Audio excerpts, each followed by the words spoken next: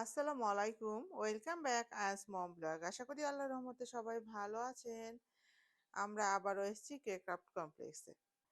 এখানে পয়লা বৈশাখ উপলক্ষে মেলা হচ্ছে, আমরা সেই মেলাতে এসেছি।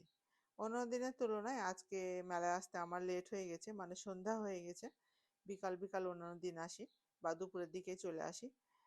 একে তো আয়নের বাবা অনেক বিজি ছিল, আজকে যখন ফ্রি হয়ে বাসায় আসলো আমি রেডি হওয়ার পরে প্রায় 1 ঘন্টা ওয়েট করছিলাম। এত বৃষ্টি ছিল যে কি, আমি ভাবছিলাম এত বৃষ্টি দেখে যে হয়তো বা লোকজন তেমন হবে না, কিন্তু এসে দেখলাম না, অনেকেই আছে, মানে পুরা মেলা জমজমাট হয়ে আছে। মেলায় এসে আয়ন বেবি কিছু ফ্রি গিফট পেয়েছে, কিছু অ্যাডভার্টাইজমেন্ট পেয়েছে, সেটা পেয়ে আয়ন বেবি এত হ্যাপি যে সে নাচা শুরু করেছে। প্রোগ্রাম শুরু হয়ে গেছে আর বাংলাদেশ থেকে বেশ কিছু শিল্পী এসছে, তারা কিছুক্ষণ পরে স্টেজে উঠবে। তো আমরা একটা জায়গায় বসলাম। তো আমি ভাবলাম যে ফার্স্টে কিছুক্ষণ প্রোগ্রাম দেখে নিই, পরে পুরা মেলাটা আমি ঘুরে দেখবো আর আপনাদেরও দেখাবো। আমাদের মিউজিশিয়ান ভাইরা রেডি থাকলে আমি স্টেজে রাখবো আমাদের দেশের বাবা, সবার পছন্দের মানুষ ফজলুর রহমান বাবু।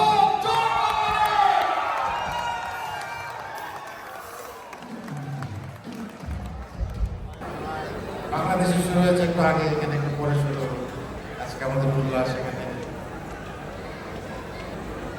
বিডি এলিট ক্লাবের আয়োজনে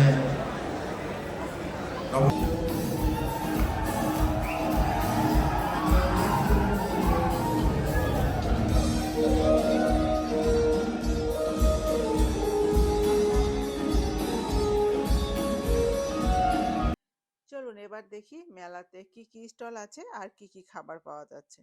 প্রত্যেকবারের মতো এবারও 2টা রেস্টুরেন্ট আর এখানকার যে উদ্যোক্তা আপুরা আছে তাদের স্টল আছে। এই স্টলটা, রেস্টুরেন্টটা কোন রেস্টুরেন্ট আমার ঠিক মনে নাই। আর এটা হচ্ছে পিঠাঘর রেস্টুরেন্টের স্টল। তো আমি দেখছিলাম যে পাতিলে কি আছে, আমি ভাবছিলাম কাচ্চি বিরিয়ানি, পরে দেখলাম যে না, চিকেন বিরিয়ানি। আর ওই সাইডে হচ্ছে পিঠাঘরের অনার শরীফ ভাই। শরীফ ভাইয়ের হচ্ছে ছোট্ট বাবুটা বাবু ভাইয়ের কোলে। আর এখানে আছে হচ্ছে দেশি জামা কাপড়, আরও অনেক কিছু। তো আমি এখানে একটা মণিপুরি শাড়ি দেখেছিলাম, সেটা ভাবছিলাম নিবো। ওই শাড়িগুলো আমার কালারটা পছন্দ হয়নি, এই জন্য আমার নেওয়া হয়নি। এটা হচ্ছে সোনিয়াপুর স্টল। এখানে বিভিন্ন রকম দেশি খাবার আছে। আর আপু তো এর আগেও এখানে মানে মেলাতে স্টল দেয়, ওনাকে সবাই চেনেন প্রায়। এটা হচ্ছে আমাদের তানিয়াপুর স্টল।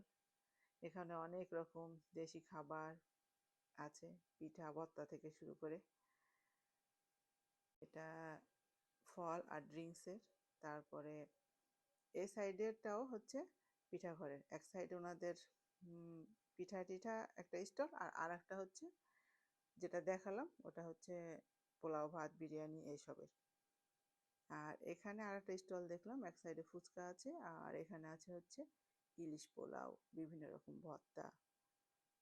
দেখতে ভালোই লাগছে, একটু পরে দেখি কি খাওয়া যায়। আর এখানে আছে একটা মেহেন্দি কর্নার। তবে আয়ান বেবির সবসময় ইচ্ছা যে মেহেন্দি কর্নারে বসে আমি হচ্ছে মেহেন্দি দিব, কিন্তু কোনোবারই আমার দেওয়া হয় না। ভাবি যে একটু পরে দেবো। কিছু ছিল ট্রাভেল এজেন্সির স্টল, কিছু ছিল গোল্ড শপের। আজকে আমি পরেছিলাম আমার সাদা জামদানিটা, আর অর্নামেন্টস ছিল আয়নের বাবা যে কাশ্মীরি জুয়েলারিটা নিয়েছিল আমার জন্য, সেটা পরেছি।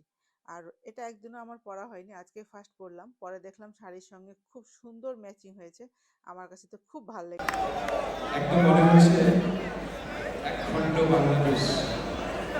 সবাইকে বৈশাখ অভিনন্দন, ভালোবাসা।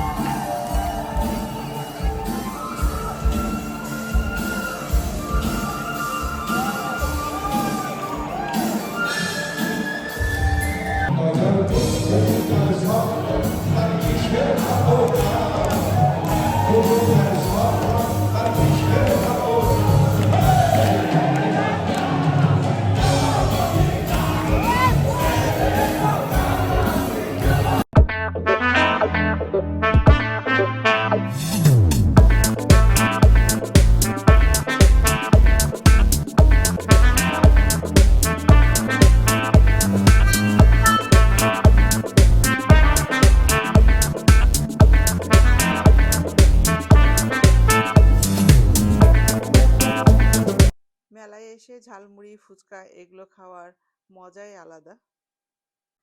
আমার হঠাৎ মনে হলো আমরা না মেলায় এসে একটা ছবি তুলিনি। তাই আয়নের বাবাকে বললাম যে চলো আমরা ছবি তুলি। যেখানে পয়লা বৈশাখের ডেকোরেশন করা আছে সেখানে এসে আমরা কিছু ছবি তুললাম।